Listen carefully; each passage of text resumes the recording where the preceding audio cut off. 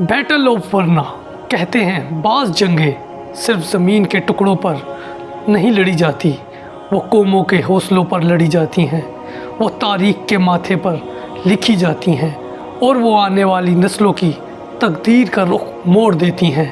ایسی ہی ایک جنگ سن 1444 عیسوی بلغاریہ کے ساحلی شہر ورنا کے میدان میں لڑی گئی، جہاں صلیب اور ہلال آمنے سامنے تھے۔ یہ داستان ہے عزم و غیرت کی، دھوکے اور فریب کی۔ جب صلیبیوں نے آخری بار اپنے جھنڈے آسمان سے بھی اونچے کیے، ایک طرف تھا یورپ کا متحدہ صلیبی لشکر جسے پاپائے روم، پولینڈ، ہنگری کی سلطنتوں نے تیار کیا تھا، دوسری طرف تھا ایک ایسا سلطان جس نے بادشاہت چھوڑ کر اللہ کے دین کو بچانے کے لیے پھر سے تلوار اپنے ہاتھوں میں تھام لی تھی۔ یہ جنگ صرف سپاہیوں کی گنتی یا تلواروں کے دھار کا امتحان نہ تھی، یہ جنگ تھی وعدہ شکنی اور ایمان کی پختگی کے درمیان۔ یہ جنگ تھی صلیب کی آخری چیخ اور ہلال کی آخری للکار کے درمیان۔ یہ جنگ تھی جنگ ورنا۔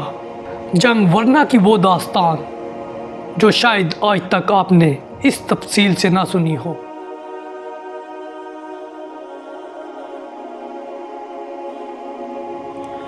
بیٹل آف ورنا 15ویں صدی میں سلطنت عثمانیہ پوری آب و تاب کے ساتھ یورپ میں اپنے قدم جما رہی تھی۔ بازنطینی سلطنت دم توڑ رہی تھی، بلکان کی ریاستیں عثمانیوں کے زیر اثر آ چکی تھی اور یورپی اقوام کی آنکھوں میں ایک ہی خوف تھا، اگر عثمانیوں کو ابھی نہ روکا گیا تو ہم ہمیشہ کے لیے غلام بن جائیں گے۔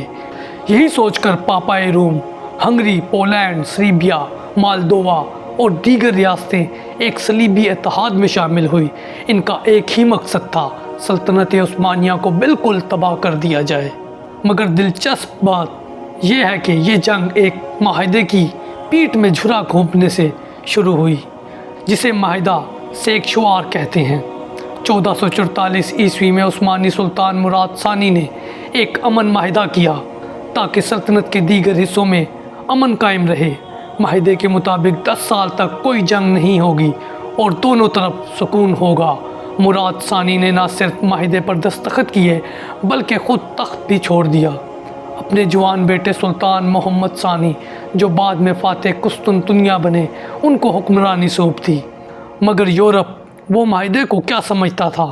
ایک کاغذ کا ٹکڑا۔ صرف 2 ماہ بعد پاپائے روم کی ہدایت پر صلیبیوں نے معاہدہ توڑ دیا۔ کہا گیا مسلمانوں سے کیا گیا معاہدہ واجب الاحترام نہیں رہا۔ ہنگری کے کمانڈر جون یوہانڈی اور پولش شہزادہ واڈی سلاوو کی قیادت میں صلیبی فوج نے عثمانی سلطنت پر چڑھائی کر دی۔ جیسے ہی سلطان مراد کو اطلاع ملی، وہ جو عبادت و ریاضت میں مصروف تھا فوراً واپس لوٹے۔ یہی وہ سلطان تھے جنہوں نے درجنوں مار کے لڑے تھے۔ انہوں نے فوراً تجربہ کار فوج کو دوبارہ منظم کیا، اناطولیہ سے کمک بلوائی اور میدان جنگ کے لیے بلغاریہ کا شہر ورنا منتخب کیا۔ یہ ایک زبردست سلطان کی حکمت عملی تھی اور صلیبیوں کو پتہ ہی نہیں تھا کہ ان پر جوابی حملہ اتنا زبردست ہوگا۔ ورنا کا میدان جنگ 10 نومبر 1444۔ ورنا کے میدان میں ایک طرف تھی صلیبیوں کی فوج جن کی تعداد تھی 25 سے 30 ہزار کے درمیان، اور دوسری طرف سلطان مراد کی قیادت میں عثمانی لشکر جس کی تعداد تقریباً 50 ہزار کے قریب تھی۔ لیکن صلیبی افواج کو اپنی ٹیکنالوجی اور گھڑ سوار دستوں پر بڑا مان تھا۔ ان کا اندازہ تھا کہ عثمانی نوجوان نا تجربہ کار ہیں، سلطان محمد کے بعد کمزور ہو چکے ہیں، مگر انہیں کیا معلوم تھا کہ سلطان واپس آ چکا ہے اور وہ ہر چال سے واقف ہے۔ جنگ کا آغاز صبح فجر کے وقت صلیبی فوج نے پہلا حملہ کیا۔ ان کی حکمت عملی تھی عثمانی فوج کے ایک ونگ پر حملہ کر کے ان کو گھیرنا اور سلطان مراد کو قتل کر دینا۔ پہلا حملہ شدید تھا، عثمانیوں کے بازو کچھ پیچھے ہٹے، مگر سلطان مراد نے اپنی ینیچری فوج کو ایک زبردست کمان کے ساتھ میدان میں اتارا۔ یہ وہی ینیچری تھے جنہیں سلطنت عثمانیہ کی ریڑھ کی ہڈی کہا جاتا تھا۔ دوپہر تک جنگ ایک خوفناک منظر اختیار کر چکی تھی۔ خون کے دریا بہہ رہے تھے، ہر جانب لاشیں تھی، نیزے تھے، تیروں کی بارش تھی۔ پھر وہ مرحلہ آیا جب صلیبیوں نے فیصلہ کیا کہ اگر سلطان مراد کو قتل کر دیا جائے تو جنگ فوراً ختم ہو جائے گی۔ شہزادے واڈیسلاو نے براہ راست سلطان کی طرف حملہ کیا، مگر اس وقت عثمانی گھڑ سوار دستے نے اس کو گھیر لیا۔ ایک زبردست جھٹکے کے ساتھ واڈیسلاو کا سر قلم کر دیا گیا۔ یہ لمحہ جنگ کا فیصلہ کن لمحہ بن گیا۔ واڈیسلاو کی موت کے بعد صلیبی لشکر میں بھگدڑ مچ گئی۔ جو فوجیں منظم تھی وہ بھی منتشر ہو گئی۔ جان ہوناڈی بھاگ گیا مال و اسباب چھوڑ کر۔ عثمانیوں نے صلیبی خیمے فتح کیے، پورا میدان مسلمانوں کے قبضے میں آ گیا۔ یہ صرف ایک جنگ نہیں تھی، یہ یورپ کے غرور کا جنازہ تھا۔ ورنا کی شکست نے یورپیوں کو ہلا کر رکھ دیا۔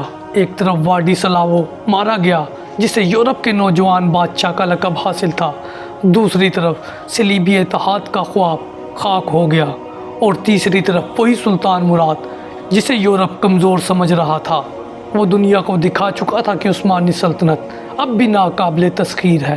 جنگ ورنہ نہ صرف ایک عسکری فتح تھی بلکہ یہ سلطان مراد کی فوجی حکمت عملی، نفسیاتی چالوں اور میدان میں حوصلے و صبر کا ایک عظیم مظاہرہ تھا۔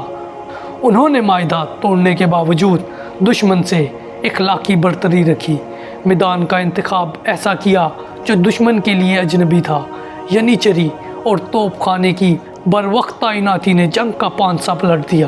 دوستو، جنگیں صرف تلواروں سے نہیں جیتی جاتی بلکہ کردار، حکمت اور اللہ پر بھروسے سے جیتی جاتی ہیں۔ جنگ ورنہ نے ہمیں سکھایا، اگر دشمن دھوکہ دے تو تم تدبیر کرو، اگر وہ غرور کرے تو تم صبر کرو، اور جب وقت آئے تو ایسی ضرب لگاؤ کہ دنیا سنبھل نہ سکے۔ یہی عثمانی حکمت عملی تھی اور یہی اسلام کی سچائی کی روشن دلیل۔ اور اگر آج بھی امت مسلمہ اس اتحاد، اخلاص اور تدبیر کو اپنا لے تو ہر ورنہ میں فتح اس کا مقدر ہوگی۔ اگر آپ کو یہ تاریخی داستان پسند آئی تو اس ویڈیو کو ضرور لائک کریں، شیئر کریں اور سبسکرائب کریں، اور کمنٹ میں لکھیں سلطان مراد کی حکمت عملی زندہ باد، تاکہ ہم جان سکیں کہ ہماری امت شان کے ساتھ کھڑی ہے۔ جزاک اللہ۔